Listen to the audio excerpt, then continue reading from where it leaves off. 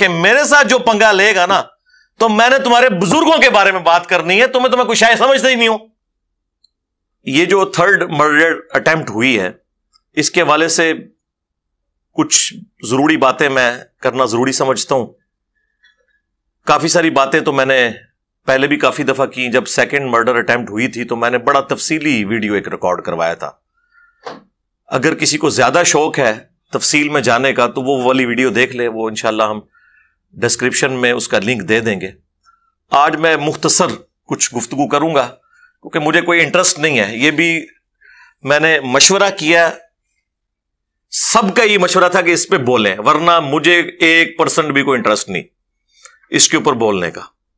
جس طرح ہمیں 1% بھی کوئی انٹرسٹ نہیں کہ دنیا کا کوئی عالم کیا کہہ رہا ہے، دنیا کا کوئی فرقہ کیا کہہ رہا ہے، گورنمنٹ کیا کہہ رہی ہے، اسٹیبلشمنٹ کیا کہہ رہی ہے، ہمارا ایسے کوئی لینا دینا نہیں۔ ہم نے جو اپنا موقف ہے وہ رکھنا ہے، جس کو اچھا لگتا ہے وہ لگے، جسے برا لگتا ہے تو 100 دفعہ لگے، بلکہ برا لگتا ہے تو ہمیں زیادہ خوشی ہوتی ہے کہ یار صحیح جگہ جا کے لگی یہ بات، ہاں، اور ہمارا خون بڑھ جاتا ہے۔ ہم نے ڈسکریج تو نہیں ہونا ہوتا، لیکن پھر بھی چونکہ لوگوں کی ریکوائرمنٹ تھی تو میں نے کہا میں اس کے اوپر گفتگو کر دوں۔ ہمارے اسٹوڈنٹس کے ذریعے سے بالخصوص تفصیل کے ساتھ، اور ہمارا جو اس وقت مین میڈیا ہے اس میں یہ ساری ڈسکشن میرے حوالے سے ہو چکی ہے۔ جو بلیو پرنٹ ہے وہ آپ کو کلیئر ہے، اس میں مجھے زیادہ تفصیلات میں جانے کی ضرورت نہیں ہے۔ آپ کو پتا ہے کہ پہلا مرڈر اٹیمپٹ ہوا تھا 28 اکتوبر 2017 کو، دوسرا ہوا پھر 14 مارچ 2021، اور تیسرا یہ پچھلے سنڈے کو، برل یہ اس لیول تک تو نہیں لیکن برل اٹیمپٹ کی تو کوشش کی گئی، 23 اکتوبر 2022۔ اس دفعہ چونکہ ہماری سیکورٹی اس حوالے سے کافی الرٹ تھی تو وہ زیادہ ایکسٹریم تک معاملہ جا نہیں سکا اللہ کے فضل سے، اور وہ ایشو ایڈریس ہو گیا۔ اب اس کے حوالے سے کافی ساری گفتگو تو آپ میڈیا کے اوپر سن چکے ہیں کہ پروگرام کیسا تھا، اس کا وہ کیا کرنا چاہ رہا تھا، کس لیے آیا تھا۔ FIR کی کاپی بھی مارکیٹ میں سرکولیٹ ہو چکی بھی ہے، ظاہر ہے وہ ایک پبلک ڈاکومنٹ ہے، کوئی بھی اسے ڈاؤن لوڈ کر کے پڑھ سکتا ہے۔ جو بالکل ریئل ٹائم ہماری آبزرویشن تھی، جو اس کے بیانات تھے، وہ ہم نے اس میں اسی طریقے سے ایز اٹ از ڈال دیے ہیں۔ چونکہ اب یہ معاملہ سب جوڈیسی ہے، یعنی کورٹ اس کو دیکھ رہی ہے، لہذا اس حوالے سے تو میں تفصیل کے ساتھ گفتگو کر نہیں سکتا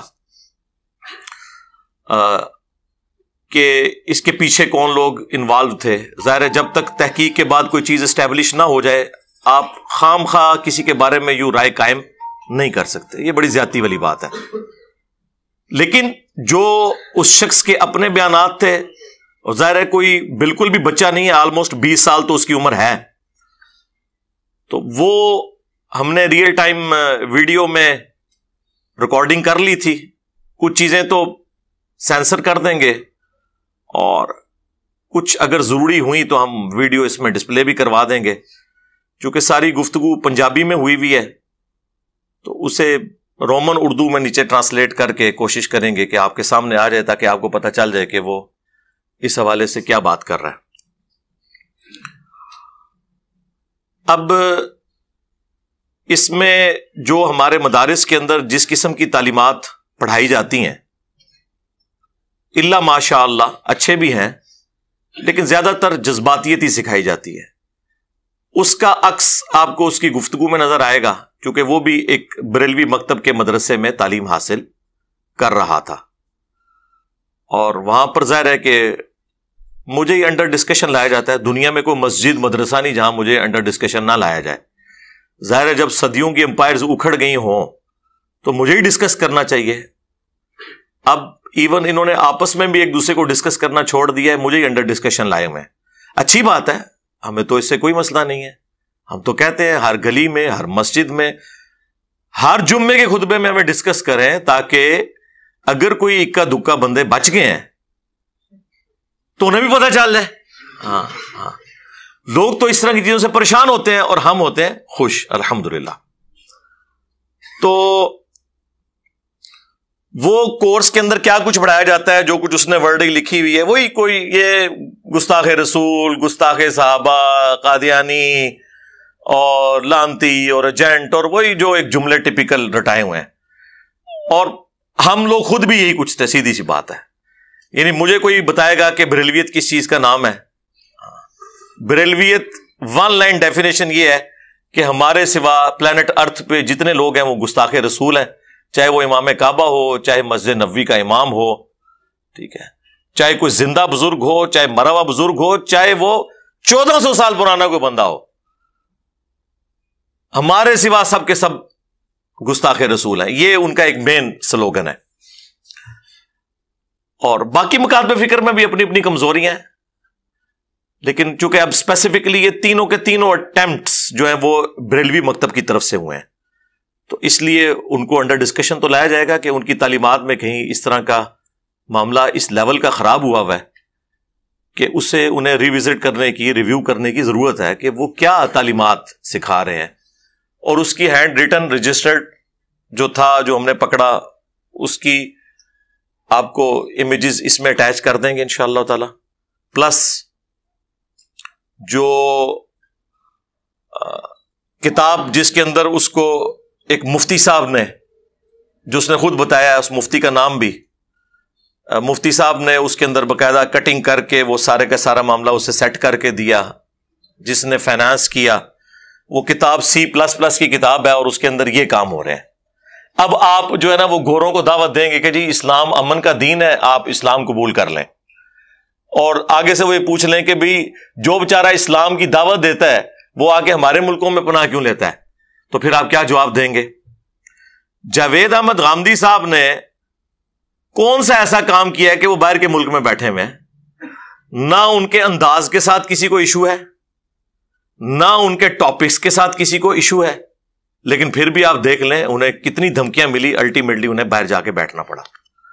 تو آپ اس سے اندازہ لگائیں کہ ان کا مسئلہ کچھ اور ہے۔ جہاں کہیں بھی ان کی فکر کے خلاف کوئی مضبوط آواز کھڑی ہونا، تو وہ سارے بہانے جو یہ میرے خلاف یوز کرتے ہیں، ان میں سے میجارٹی کیسز میں تو غامدی صاحب بالکل پاک و صاف ہیں، لیکن وہ بھی باہر بیٹھے ہوئے ہیں۔ اس کا مطلب ہے کہ ان کا مسئلہ کچھ اور ہے، ان کا مسئلہ ان کی اپنی امپائرز ہے۔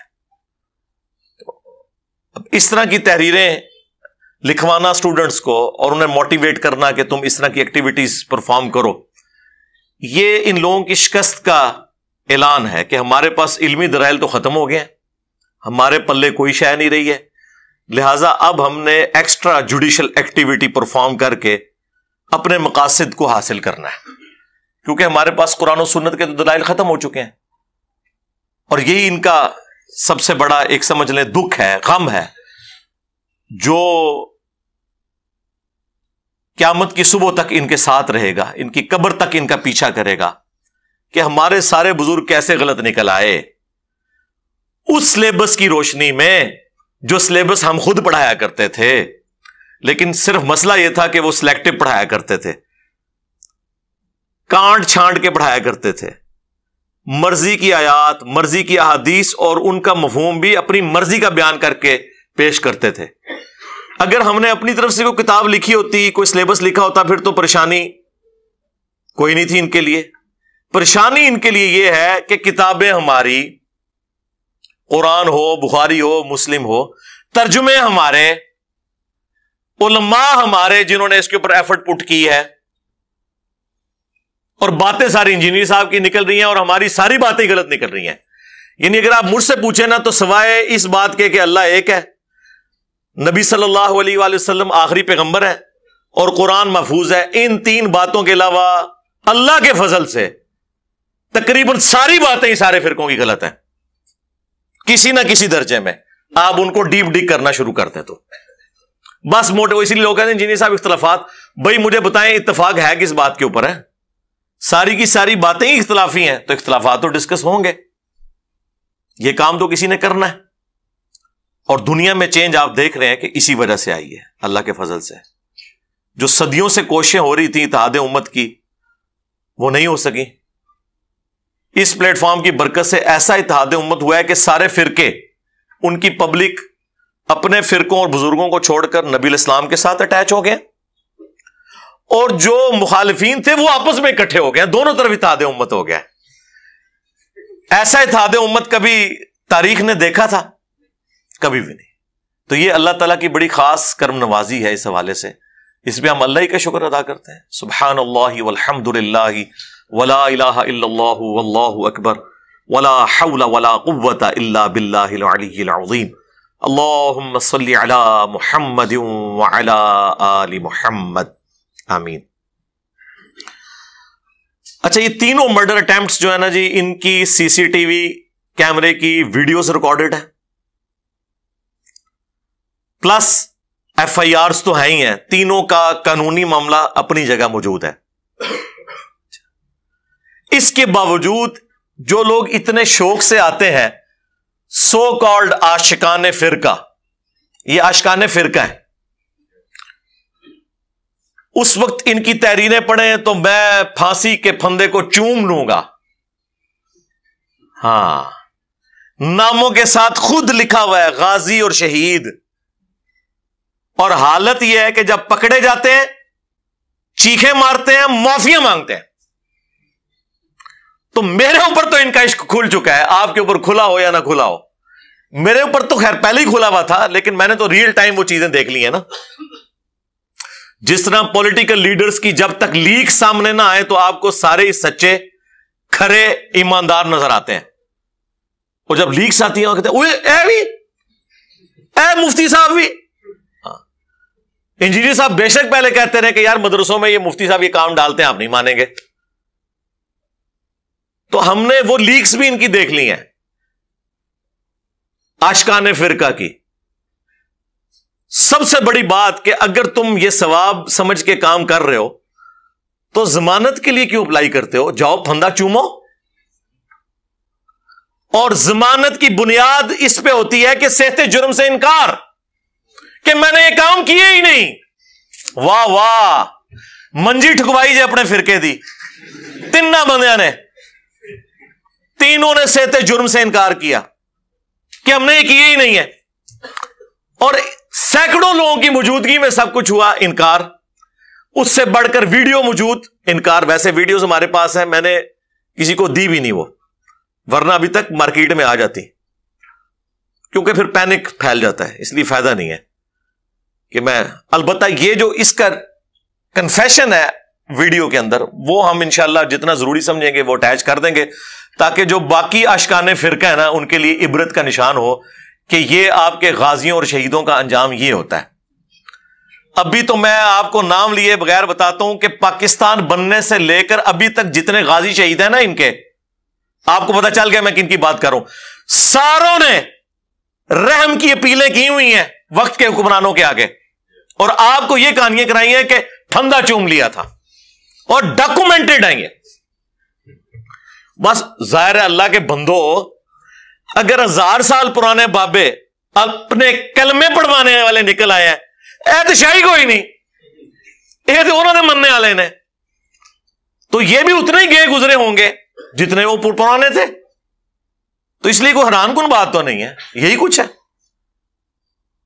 تو ان عاشقان فرقہ کی اوقات ٹوٹلی یہ ہوتی ہے کہ جب پکڑے جاتے ہیں پھر معافیوں پر، منتوں پہ اور صحت جرم سے انکار کرنے پر اتر آتے ہیں۔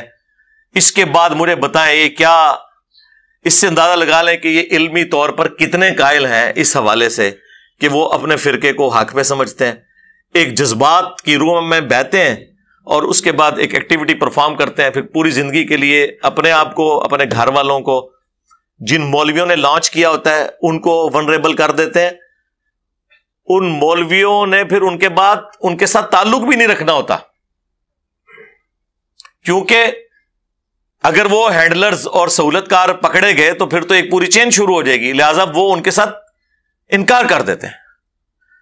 آپ کو پتہ ہے پنڈی میں ایک بہت بڑے غازی صاحب تھے جن کو پنڈی کے ایک مفتی نے اکسایا، بعد میں سٹامپ پیپر پہ لکھ کے اس نے کہا کہ میرا کوئی تعلق ہی نہیں اس بندے کے ساتھ، اور جب تک اس کو ہیرو بنایا ہوا تھا اس وقت تک ہر جگہ وہ تقریر کر کے فخریہ کہتے تھے میں ہوں کیتا ہے، اور جب پتا چلا کہ اب پکڑا جاؤں گا تو انکار کر دیا اس کے ساتھ تعلق.